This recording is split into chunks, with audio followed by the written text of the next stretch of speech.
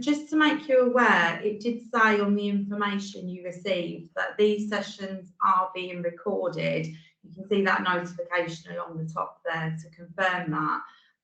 That is so that this can be reviewed by people that wasn't able to attend today. That's the purpose of the recording. So obviously, if anyone has any concerns with that or doesn't want to put their camera on at any point because of that, obviously make a decision about how you manage that, but I needed to make you aware. So my name's Michelle Wright. I'm sure many of you know me anyway. I'm currently the manager of the Safeguarding Adults team in Northants. I'm here with my colleague Julie, so I'll let her introduce herself.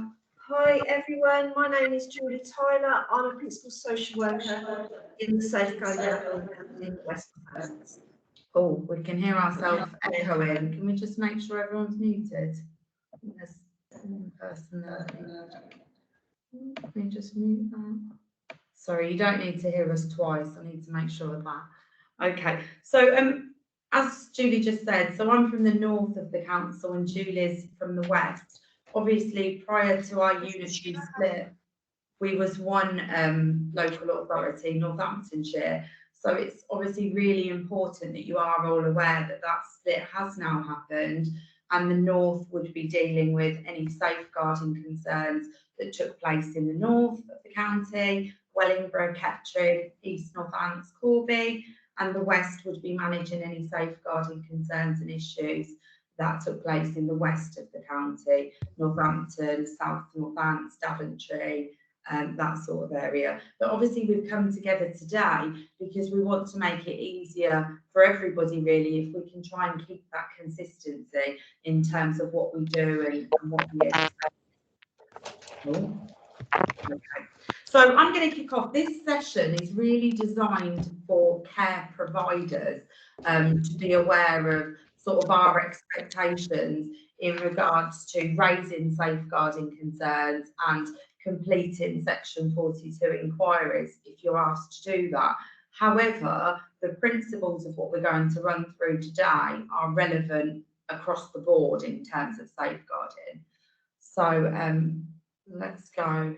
We've got Chloe helping us with the presentation because none of us can work technology here. So Chloe, are you able to move the slide forward? Okay, so this is just really a prompt to let everybody know that when we split into our unitary teams, we no longer have our customer service centre function. So if you have any safeguarding concerns or queries in relation to care providers, hospitals, or maybe even individuals, and we can signpost you on, it's just to remind you that we would rather you make contact with the relevant team and raise that query than not do anything about it or yeah, no, that's perfectly fine. Thanks, Chloe. Yeah.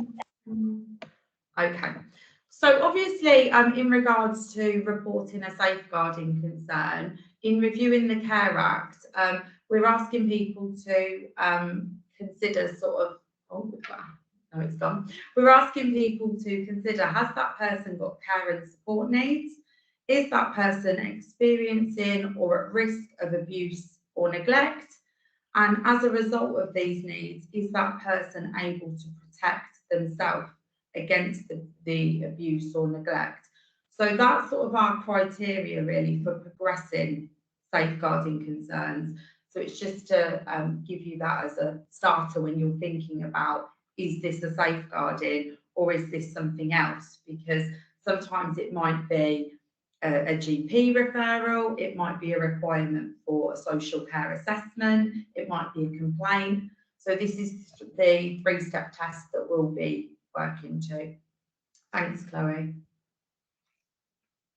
Okay, so if you believe that an individual living in Northamptonshire is at risk of abuse or neglect, or if within your care services something has occurred and you believe that there's potentially a safeguarding issue. Now, Julie, don't shoot me, but from the north, I always say, if it's happened in your service and obviously you're accountable for the support that's provided there, if you're not sure, you're better off raising that concern or contacting the duty team and asking the question, as opposed to sort of not being sure, not raising it, and then somebody else raises it third party, so the police or the ambulance service or somebody else, because then we would be concerned as to why we didn't hear that from you guys.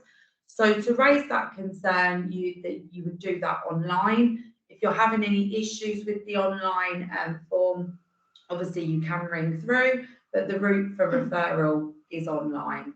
And again, you're either going on the North Northants page or the West Northants page.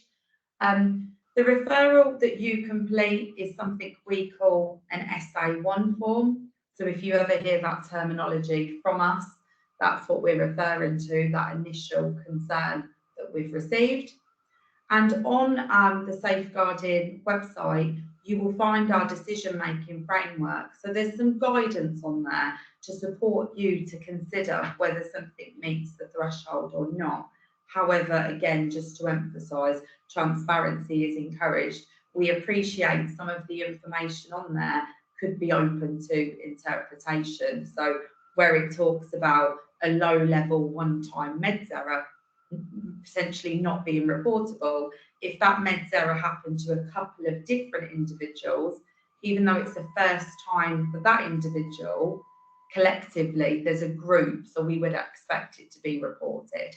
So have those discussions if you're not sure. Obviously, if you believe a crime has been committed, even if you're the care provider and you're notifying safeguarding, we would definitely expect you to be reporting that to the police as well. And of course, any emergency situations, we would be expecting people ring this through to 999 at the time of the situation. And obviously let safeguarding sort of know afterwards, once everybody is safe and managed. Sorry, I was just muting. Thanks, Chloe. Okay, so what makes a good SA1? And this is the part that I hope people sort of take something away from today. When we're managing safeguarding concerns coming through, it's a duty team, it's a duty setup. So everything we get coming through the front door, nobody has looked at it yet. So we're obviously making risk assessments about, is that person immediately safe? Do we need to visit today?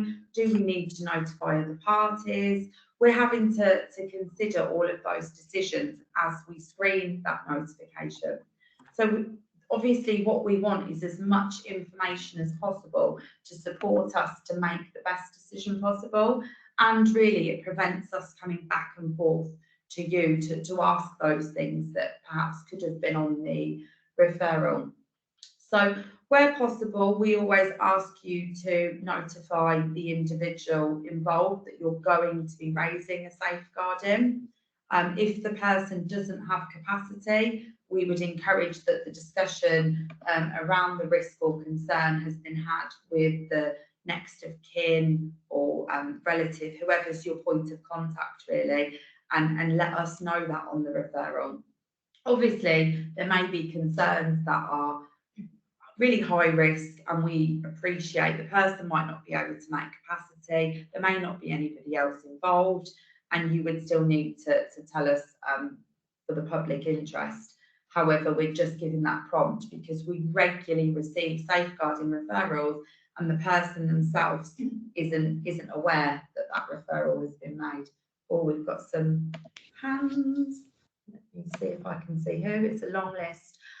Martin. Yeah, hi. I work with the homeless, and in particular, there is a case at the moment, but this chap, I would say, normally would have capacity. He has just recently been discharged from hospital. I cannot say whether or not he's got capacity because I'm not a medical professional. He doesn't have a next of kin that I would normally be speaking to. So my instinct would be that I would just raise a safeguarding anyway, because I do have concerns about him. Yeah, that's fine, Martin. And you know, we're all trying to do the best to safeguard and protect anyone who we feel is at risk or vulnerable. And that in that circumstance, it makes sense. I suppose what would be helpful for the person that receives that referral is for you to put that information on there to state that you're not clear about capacity at the moment, so you haven't had that discussion and there isn't anybody else involved, because then that information is known to the person that receives that at the start. So Okay. yeah, that's absolutely fine. Thank you. No worries. You've still got your hand up, Martin, just so you know, don't confuse me. Okay. So that's that we've been through. Fantastic, Chloe. Okay, so again, we've just spoke about consent, capacity, that's vital for us, but so is the actual content of the information that you're sharing. It's so helpful for us when we have a bit of information about the person, a description of the incident or the concern, some actions that have already been taken or are due to be taken to remove or reduce that risk, and who else that you've informed.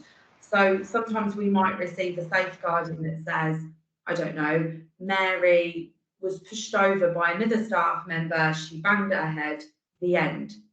Well, that's not that helpful for us because we don't know, did Mary see an ambulance? Did Mary see a doctor? Did Mary's family, was they informed? Is Mary okay? How are you going to prevent that from happening again? So if we receive a referral that has all that information for us, that tells us this incident happened, you know, the person involved was unwell and is now receiving one-to-one support to prevent any incidents, a GP was called, Mary was monitored for 48 hours and daughter's aware and Mary seems fine, I'm sure you can appreciate that that tells a different story as opposed to a short, sharp version that causes us some concern around that person's safety at the time. So it's just to think about providing us that backstory. In regards to the background as well, obviously it's really important for us to know, has this happened before? Has this been going on for a while? What's been tried before? Where are you at now to manage this risk?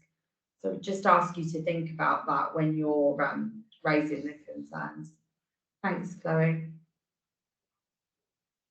Okay, so I've just given an example, so I probably don't need to go through that again, and I'm sure that you will receive copies of these presentations or have the recordings to refer back to. But that example really is just setting the scene to make you aware how important it is for us to receive sort of all of that information. The other thing is as well that sometimes we do receive safeguardings from third parties. So something might have happened in your care service or somewhere where you was present to actually witness that incident, or if you are a care provider, it could be something that you personally have investigated.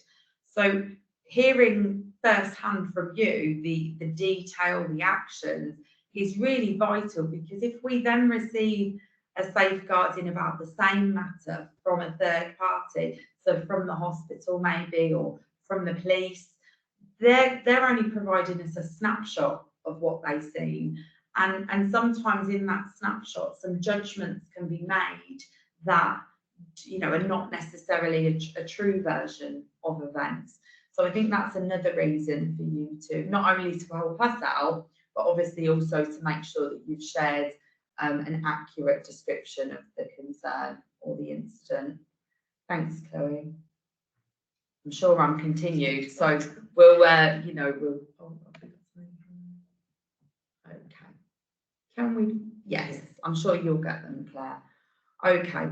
So what happens? So you raise your safeguarding concern. This comes through to the relevant team. If the concern relates to a care provider, care service, or an institution, so one of the main hospitals or one of the mental health hospitals, then this would come to the safeguarding teams, whether it's North or West. If the safeguarding concern relates to a community matter, so probably similar to what you mentioned earlier, Martin, where you're concerned about an individual who's quite vulnerable in the community, potentially some concerns around self-neglect or potentially then being sort of mixed up in people that may take advantage, those referrals go through to our community teams, because obviously that person may need a different process as opposed to a Section 42. They may need a care review, they may need a care assessment, that it may be that the self-neglect is of such high concern that we need to instigate an ARM meeting. So concerns that relate to community matters or individuals go to those community teams who can make a decision around the correct pathway. And either way, when we receive that safeguarding concern, we must make some inquiries to support our decision as to what we do next. If it's deemed appropriate that the risk has been removed or reduced, the safeguarding team may decide that we don't need to do anything else. So, for example, you've sent in a notification that says Harry missed his medication. You have the member of staff who was supposed to administer this medication has received some additional training. Medical attention was sought for Harry. He didn't come to any harm.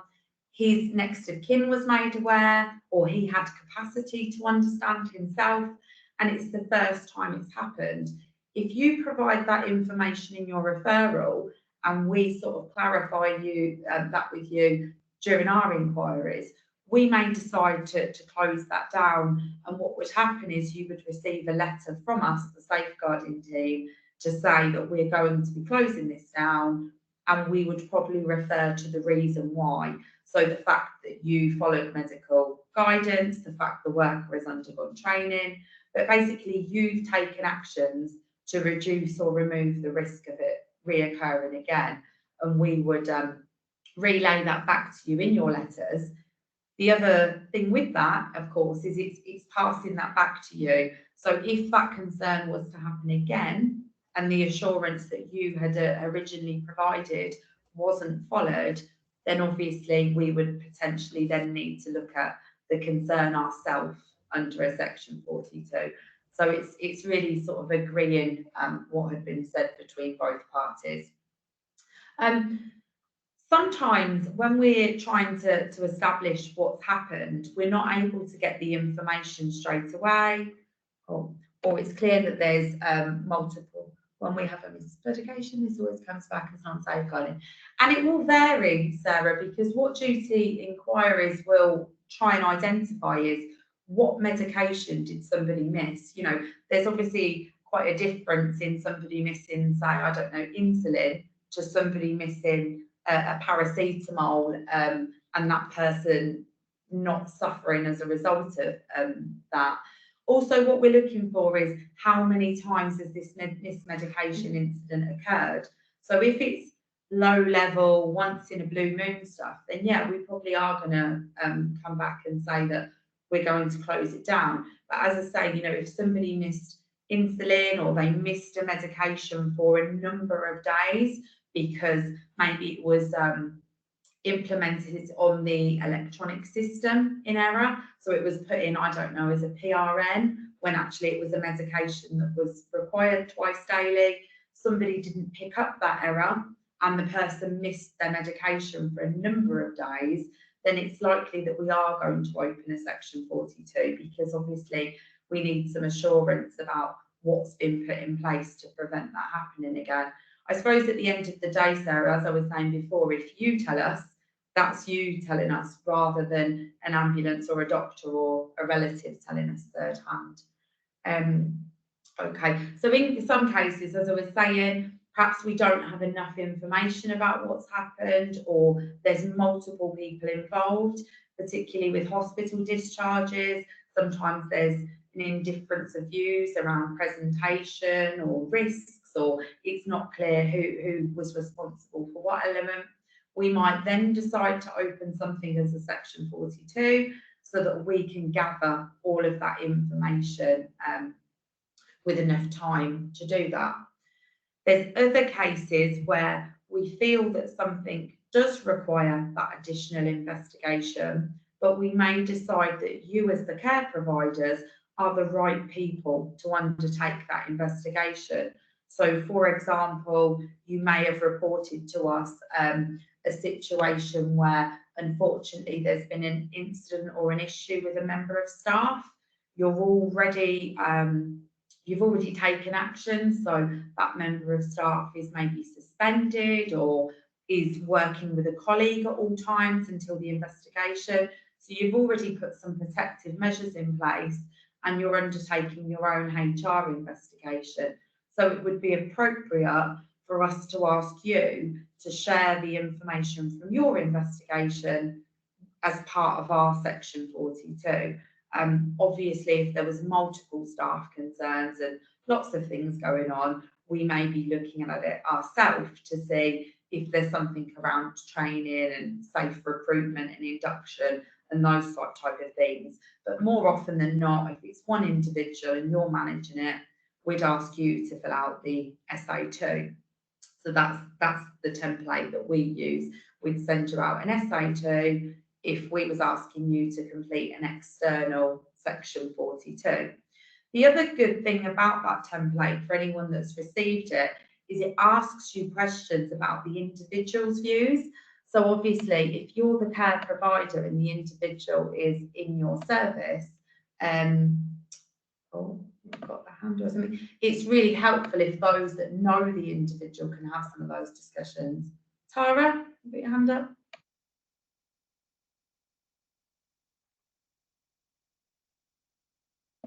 Sorry, I couldn't find mute. Right. Just hello, can you hear me?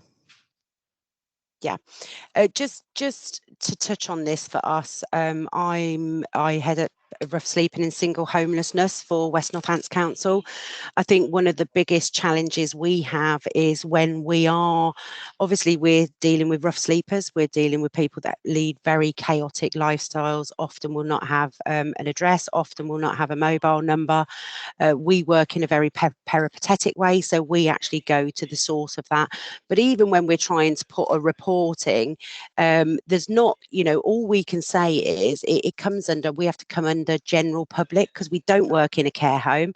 There's not even a category for us to mark up in that first instance.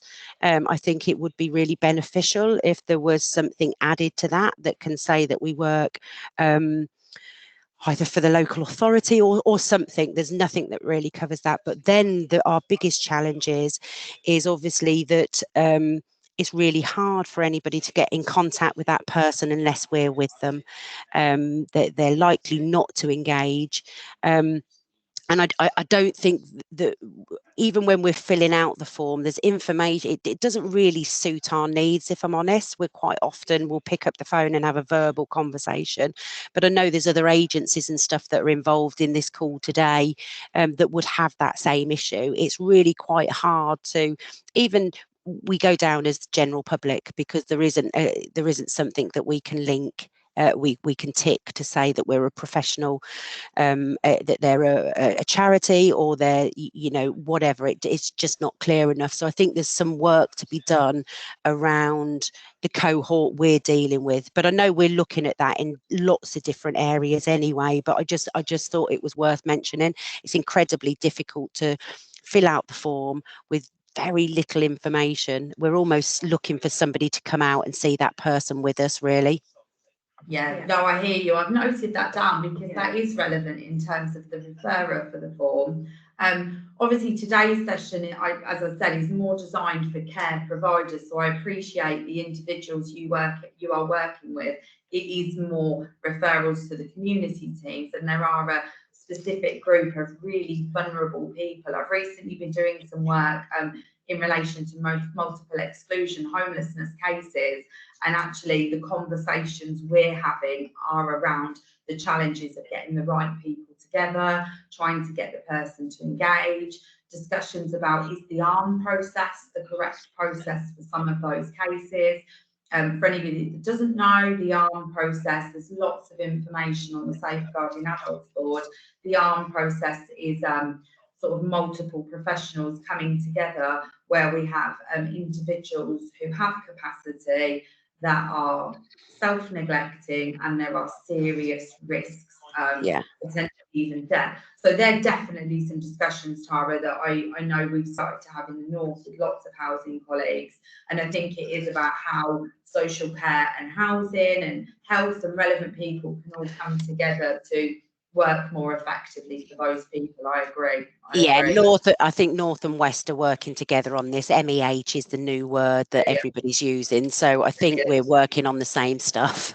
Brilliant. But I take on board your comments about the referrer and the drop down. That's really helpful. I mean, what I always say to anyone that rings me is call yourself whatever you need to get that form in. But that isn't the right answer, and I'll take that away. Martin, you've got your hand up again. Hello, yes, I'm part of the rough sleeper team in North Northamptonshire. I was just inquiring about the if additional inquiries has to be made, what's the timescales in this? You know, roughly, how long does this take and what happens? Yeah, I mean, if we're referring to the same individual, not the same, but the group of individuals we just mentioned that are likely to refer to the community teams, I wouldn't be able to give you a definitive timescale because it's not my area. However, we would obviously hope that contact could be made by the community teams as soon as they come round to it. When they're looking at the referrals, one thing they are focusing on is that 3-step test that I mentioned at the start in terms of the individual. They're obviously also looking at consent where that's possible, and it may be that if someone's referred in third party and the individual does have capacity, they may have some discussions with that individual themselves about their perception of the risks. And as I said earlier, it may be that safeguarding doesn't become a safeguarding if it's about sort of vulnerable people in the community. It might be more around a social care assessment, a home visit to speak with someone in the community team. It may be the community team thinking, oh goodness, we need the police to go out to this matter. So it might not always become a safeguarding. The community teams are ridiculously busy. So I'm not going to sit here and preach timescales that potentially are not realistic at times for those teams, because they are the front door of social care. So the other thing that they're doing every day is the referrals that they're receiving, they are having to risk assess them in terms of, you know, the concern may be that somebody's having some issues with their neighbour playing music loud and the person feels very upset by that. They're balancing that against, I don't know, potential domestic abuse between two individuals in the community where there's been multiple incidents and injuries. So if your concern isn't picked up, I can assure you it is about that risk assessment and considering the right pathway. In regards to the safeguarding teams, we would expect to sort of contact you within 5 working days to gather some information. If something goes out to a Section 42, we ask providers for external Section 42s to complete that within 28 days for us, and it's a bit longer for our internals. They're likely to be a bit more complex. So that's the best answer I can give for that part. Whatever decision we make, as I said, we would encourage, and I again can only speak for my team, but we encourage everyone in our organisation to send some sort of outcome letter or email or acknowledgement so that you know it's been dealt with. In relation to care providers, I'm sure you're aware that the decision that we make, we're also letting other people know that decision. So we're notifying CQC, we're potentially letting the funding authority know. So if somebody's out of county funded or health funded, when we make a decision about that safeguarding concern, that same letter that we address to you, we will also be copying in those parties. You won't be able to see that because that's been removed because there was some data issues around sharing people's emails between parties, but I can assure you from the safeguarding team that still happens. Thanks, Chloe.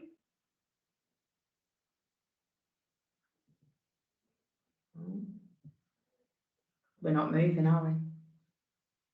Now's a good time for questions. Oh, any questions? I mean, that was just a whistle-stop tour of raising a safeguarding concern. I mean, obviously, when we look at individuals and different situations, I just cannot emphasise enough there may be different pathways. It's always good practice to report things and pick up the phone and have conversations with those duty teams around the right process. Jill, you've got your hand up. Let me just unmute myself. Can you hear me now? Yeah. Thanks for that. My question is just around what I tend to do is I do ring the duty teams, and I work in the community as a spring social prescriber. So again, we're community based, so I tend to go through to the community hub and have chats with them. And I do it that way. But what I'm not clear about is, do I also need to do the form as well? I mean, I suppose it would depend on the situation, really. If you're absolutely sure something is a safeguarding concern, I would say yes, because then you've raised a safeguarding and, you know, you've taken accountability for yourself and left that with the local authority. If you're not sure and you're making that contact to decide, is it a safeguarding or is this a request for a social care assessment?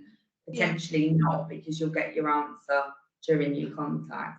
That's absolutely so. Mine have all been safeguarding, but when I go through and chat it through, I've not been told to fill in the form at the same time. So I'm kind of assumed that was kind of adequate. But like you said, I wasn't sure if I need to do both, like in terms of your system. No, so there is a way on the system that as somebody's telling you the concerns on the phone, they can open that work list on social care. On the social care system. So I'm sure that is happening, Jill, if they are safeguarding issues. If you wanted your own reference, for example, and your own, you know, your own accountability, that you raise it for your own records. Obviously the online referral is going to give you that reference. Yeah, that's really helpful. So you won't mind if you get it twice, because it'll come through on that person's record, but that sounds... No, it'll just get put, your online referral will get put with what they've already done. That's lovely, thank you. No worries at all. Tara, is that an old hand? I think it is, but now you've asked me that I have got something. I was just talking to one of the guys with regards to safeguarding and raising the safeguarding concern using the link, etc. It's not a great way for us to do it because of just because of the level of information is very different from when we're working with a rough sleeper. I know on a previous slide you'd put up an email address for safeguarding specifically. Would it be okay for us to email over a safeguarding concern rather than to that email address rather than going through the official route, which doesn't really suit our cohort of clients? I mean, the emails on our presentation are for the safeguarding teams who obviously are managing not issues, but concerns in relation to care providers and hospitals. So it's no hardship for us to forward a couple of emails to our colleagues in community. But obviously, if that was to open the floodgates of all referrals coming that way that wasn't for our team, that would be difficult for us to manage. For me, Tara, it's about obviously getting the information to the right people about that individual and the risks. So if the form doesn't allow you to put all of the information that's required, I would definitely be ringing those community hubs or emailing those community hubs direct with that information in a way that, you know, allows you to capture everything that's needed. Because it may be, as it seems to be what's been happening with Jill, it may be they put that straight on the system for you. And we work closely with the community teams anyway, so happy to do that. Just wanted to ensure that it was actually being raised as a safeguarding concern as well, because potentially it could be an official safeguard concern rather than coming through the community teams. We don't want to make that decision where it sits, really. Yeah, I think as long as you give the information, if the online referral is not working and it's not allowing you to share the risks and the concerns, I think as long as you give that information, and perhaps, you know, a bit like Jill, where I've suggested the reference, you then might want to save that email or ask that email is acknowledged to give you that assurance, Tara, that somebody's picked that up. because Yeah. obviously we're talking about safeguarding concerns. Yeah, Oh, we've got- okay. Thanks. Suzanne, you put your hand up. Yeah, hi Michelle. Just from that discussion with Tara, I suppose it just makes me a little bit nervous that some of these things might be lost. Is there a way of getting the SA1 form updated so that it's a bit more user friendly for some of these services? Sorry, I'm probably creating more work, but No. Based on what Tara said about the drop-down options, obviously that will prompt us to look at it anyway. I suppose what I'm thinking of, Suzanne, is we're talking about potentially safeguarding concerns. So whilst I could make a commitment to look at the form, I'm thinking about that period in between where perhaps people need to get urgent information through. But I've definitely scrolled that down. I understand it. Thanks, Michelle. No worries. So we'll go to Mavis and then I'll let Julie take over. Yes, thank you very much. What I want to know is if you have a safeguarding issue going on and the carer concerned leaves the company in the middle of the the issue, what happens? What do you do? Sorry, I just froze for 2 seconds then. I had a major panic attack. For me, if there were safeguarding concerns with a care worker and they left while you was going through the disciplinary process, we would expect you to still continue that disciplinary process. So obviously you'd invite them, they might not turn up, you'd have all your evidence and your information to support the concerns, they might not turn up. You would still make a decision based on that evidence and information about what you've got. If your decision is that it is likely some abuse occurred based on what you've got, I would again send the person that letter to confirm that that decision was made in their absence. That's what you've identified. And then we would ask you to make a referral to DBS, because of course the risk is if we had some bad eggs working in the care sector and actually each time people started to raise suspicions and they left and they left and they moved on and they moved on, nobody's actually following through with trying to safeguard sort of vulnerable people from that person being in the care industry. So we'd encourage you to continue your investigations, even if they're not present, have that evidence and share that evidence with DBS or even the police. Okay, thank you. Okay, so I'm going to pass you over to my colleague Julie, and this is just to follow on from the external section 42s that we sometimes ask you to complete to try and give you a hand with that. So it's a different presentation from Chloe. Thank goodness we've got Chloe today, everyone. She's the real star. Okay, thanks, Chloe. Right, so like Michelle said, this is the SA2 that what we ask providers to complete if they're asked to complete a section 42 inquiry. So it may not apply to everyone on the call, but hopefully it'll be helpful to for people to see this. So the first page here is just a bit of information about the section 42 inquiry report that we've asked you to complete. So it says there that we've asked you to do this following a discussion and a decision made. These will be, if you'll have a screening outcome letter sent to you, and on that letter there will be a link to the SA2, so that's where you can get to it, or you can also get to it sort of going online under the Safeguarding Adults page. So the form there just says that the assurance team have made those initial inquiries, they've got the person's consent to proceed wherever possible, or they've spoken to a relative or an advocate and got that consent. But if they haven't got the consent, they've deemed that this inquiry needs to happen in that person's best interests or in the interest of other adults that may be at risk of harm. And also, wherever possible, they've agreed with an LPA that this inquiry is appropriate to take place. There's just a bit there about the report is confidential and shouldn't be reproduced or shared with anyone without the consent of the manager of the assurance team. And then it says that the local authority, we do have the right to share that report.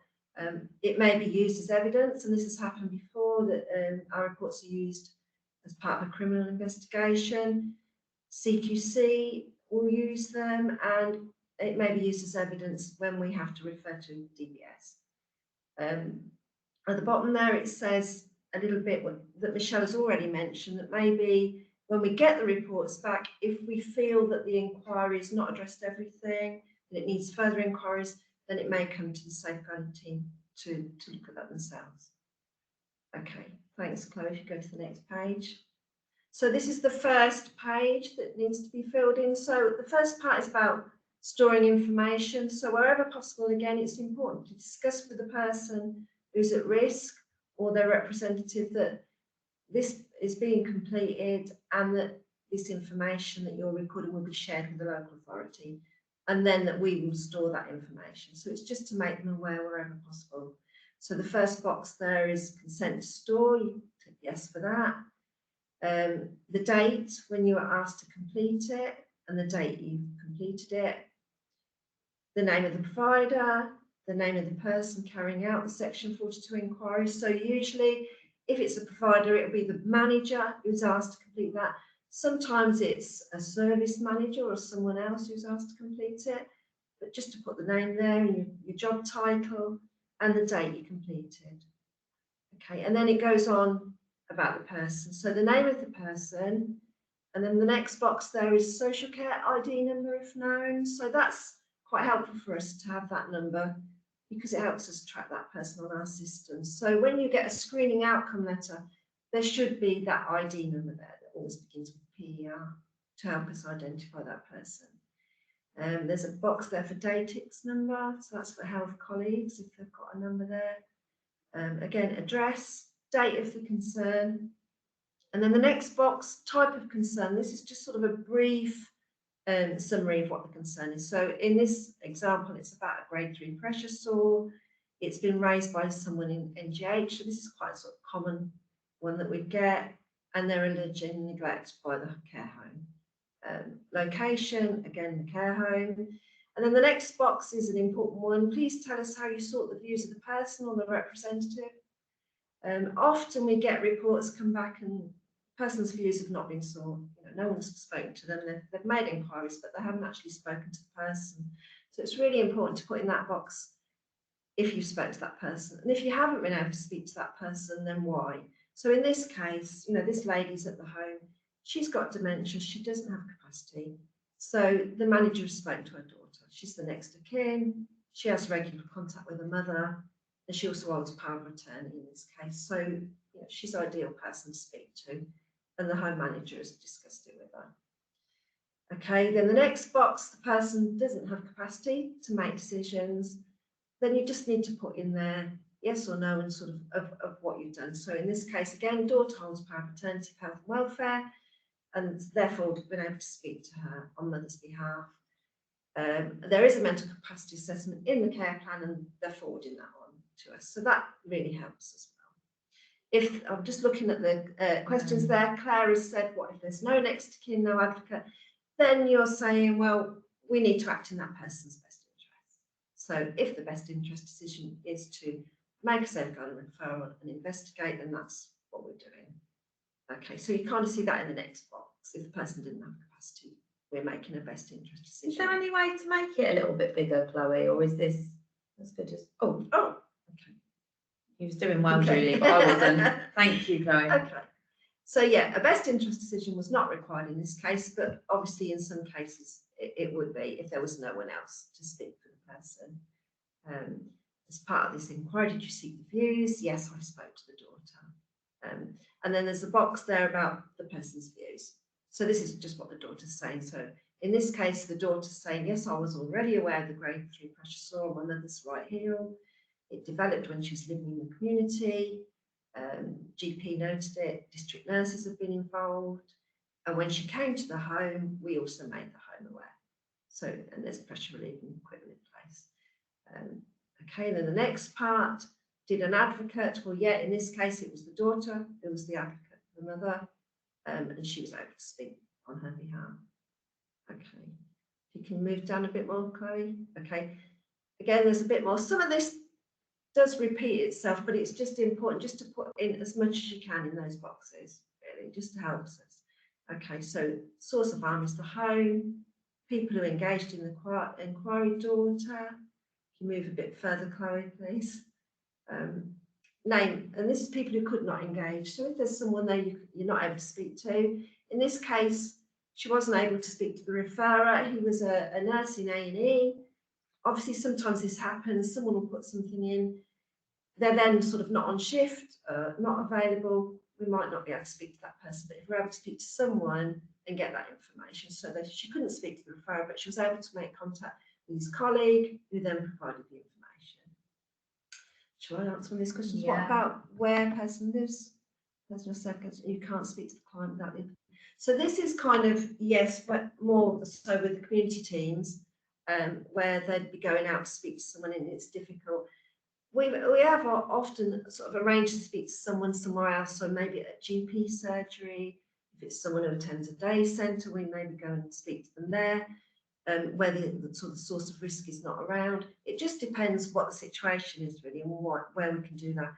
There's always a way of managing to speak to someone when the other person's not there. Or sometimes we perhaps go out in twos, someone would speak to the person, someone would engage the source of risk in another discussion away from the person. And don't forget, this form is specific to care providers. Yeah. So it might not be, it's unlikely, I would imagine, in a care setting that there wouldn't be the ability to remove someone. If we're talking about potential domestic abuse cases or coercion and control, Helen, then that's when I think social care would need to be more creative about how they're going to respond to that. But this is specific to care providers and care services who are completing inquiries to incidents they're aware of, working with putting the individual at the centre of that. And if it, and I see you said there, Helen, it wouldn't be possible to get permission to refer. Sometimes it's not possible to get permission, but you know, you have to show that you've tried. And if it's in best interest, then you need to refer. Okay. So meetings, this part is helpful there to record who you've met with and the dates. This manager met with the daughter, she met with the district nurse, and then she had a telephone conversation with the nurse at NGH. Again, just the name of the people involved in that. Ideally, it'd be good to have the person, if they've got capacity and understand, to have them at a meeting as well and show that you've met with them. Again, if you're not able to do that, they lack capacity. If you just record that, that helps us to understand. Information gathered in the meeting. The manager gathered information from NGH records, information from the district nursing records, and she gathered a bit of a chronology about the pressure sore as well. Any immediate actions taken. Again, this is just helpful to show what you're doing to protect that person. So Mrs. Jones continues to receive ongoing care from the care home and the district nurses. Okay. The next part, risk identification and analysis. So who is the source of risk? Area of concern you've been asked to investigate. Date it took place. Sometimes, like in this case, there's not an actual date, but you know, just around about that time. When did it happen? Did you identify any additional harm? So sometimes you may be looking at an incident and then you find that there's other concerns. Where did this harm take place? That's a care home. And then did you identify any ongoing risks? So sometimes there may be still some risk there. So in this case, this lady, she's quite poorly, she's elderly, she's frail, she's got declining health, and it's, you know, so there may still be a risk of further skin breakdown. And then the next part is the summary of the inquiry. So this is kind of like the main bulk of the inquiry. So it's really helpful here if you can put as much as you can. So in this case, background, the managers put sort of quite a detailed background there of when the lady came to the home, how she was when she came in, what her physical health was, and mobility. Who else was involved? So this lady was getting support from the dementia team, and some information there that she had the pressure sore when she arrived, what equipment was in place, district nurses were involved, a bit more about why she went to hospital on that day, and what handover was given to the paramedics. So in this case, what they're saying is, yes, she had the sore, we were aware of it, there wasn't any sort of neglect in that area, but we didn't really communicate well with the paramedics and the NGH. We didn't pass that information on about the pressure sore, and that's why they raised it as a safeguarding concern. Okay, so the next part, info from daughter. So again, she's met with daughter, she's gained daughter's views, she's met with a district nurse, looked at the district nurse's records and seen what their involvement has been. And then she's spoken to someone at NGH and he's checked the records for her, and he said what was on there and what NGH found.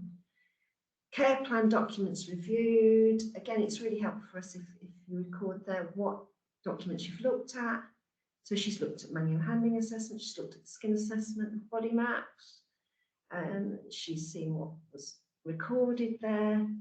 And she's looked at the grab sheet that was taken to the hospital, the paramedics, and there she's seen that there perhaps wasn't enough information on there. There should have been more information about the pressure sore, so the hospital were aware. And then right at the end there, analysis and outcome. This is an important part. Often we'll get reports as well, and they'll sort of say what information has been looked at, but there's no real outcome there. So what was your outcome from that? What did you find? So what she's saying is, yes, it was clear there was no neglect by the home. The sore was already there.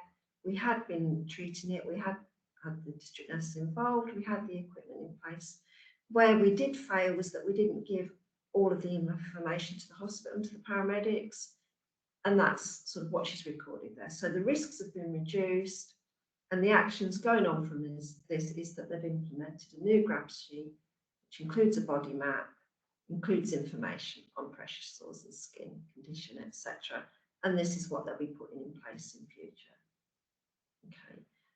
So the next bit says, is a safeguarding plan required? So where there are risks that are remaining or they've been reduced, we still would expect to see a plan in place. What have you done, to minimise those risks or to remove those risks altogether? In this case, yes, there is a plan. District nurse will continue to be involved. Staff will have further training and supervision in regards to the sharing of information and amending that grab sheet. And the grab sheets have been updated. So that was completed. Are you satisfied the inquiry can now close? And she said yes to that. What was the person's outcome? Again, this is important. Often people complete reports and they haven't spoken to that person again or to that relative and said, this is the outcome. I mean, this is what we've found. Are you happy with that? And again, their views on that. So in this case, she's spoken to the daughter again. She said, yes, this is what I found. Daughter is happy with that and happy with what action she's taken. And then the next part, risk assessment and outcome. So this is where you record, are the risks reduced? Do they remain? If they remain, then we would definitely want to see a plan in there. What are you going to do to reduce those? Hopefully by this point, risk will be reduced or removed altogether. And again, there it just records that there'll be ongoing involvement from the district nurse and that they've improved their communication and information sharing. Okay. And then this last bit is just where you sort of tick the boxes that apply. And some of this won't apply to everyone, but it just helps us again. It just helps us to see who you've contacted. So action by contract commissioning. Yes, commissioning team have been made aware. Action by provider. Yes, they've recorded there what they've done. Advice and guidance. District nurses have been involved.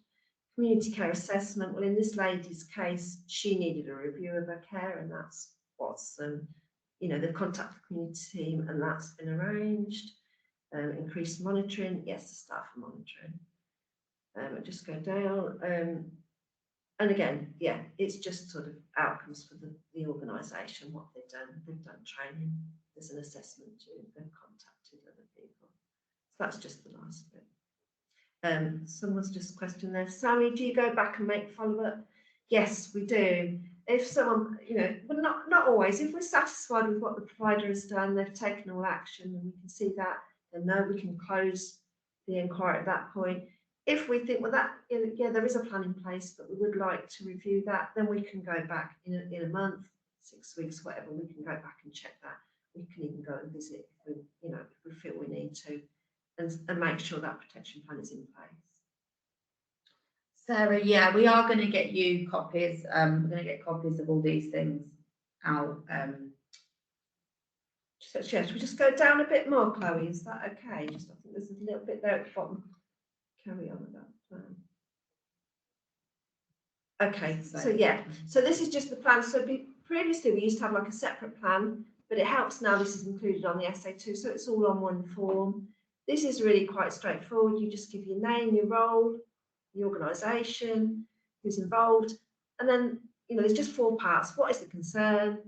What are the actions you've done to address that? Expected outcome and responsibility. I mean, in this case, action was completed. And then, as we were saying, you know, you may want to be reviewing that. So in this case, she's going to review it in a month's time to make sure that that information is now being shared. And it's the manager doing that. So if we wanted to also review that, we could, you know, in a month's time, contact the manager again and make sure that is happening.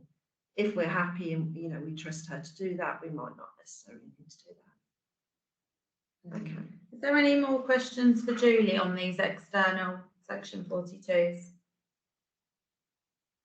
Sharing a copy. Yeah, I was just about to say that, Suzanne. So, I mean, that is it from me and Julie. Obviously, we're grateful that you've dialed in, taken an hour from your time. As I said, Julie's the West, I'm the North. If any of you want to make contact with us aside from here because you think that there's something in your service we can support with, any advice that we can give, any training we can share these slides with your teams, anything like that, we are all for partnership working and trying to support you to prevent and reduce these risks from the off. So we're not here to sort of beat anyone with a safeguarding stick. It is about working together. So please do reach out and make contact with us as individuals. We are humans. If there's anything we can do to support. Suzanne's popped the evaluation link there.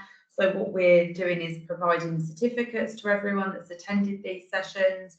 We always think that will look good in your portfolio or when CQC come out to visit. So it's definitely worth flowing through with that. I mean, it is Safeguarding Week, but as I said, you know, safeguarding happens yes, you get your certificate if you complete the evaluation only. That's what I'm saying, Suzanne. It's Safeguarding Week, but obviously, yes, sure, we can put the contact details in the chat. Obviously, it's Safeguarding Week, but this is everyday work for all of us. Sheila's just put something. Do you have anything that I can show volunteers? I mean, all of this is relevant to everybody. Yeah. We'll put our details in here. I'm not clever enough to do it. Suzanne, will people have access to the chat once they leave this session? We put our details in there. Yes, I think so, Michelle. Yeah, I think that works. Yeah. Okay. I'm sure you can hunt us down anyway. Our contact details for our teams are on the presentation. So when you get them, you'll have that way as well. Okay. Thank you, everybody. Thanks for your time today. Take care. Bye. Thank you. Bye.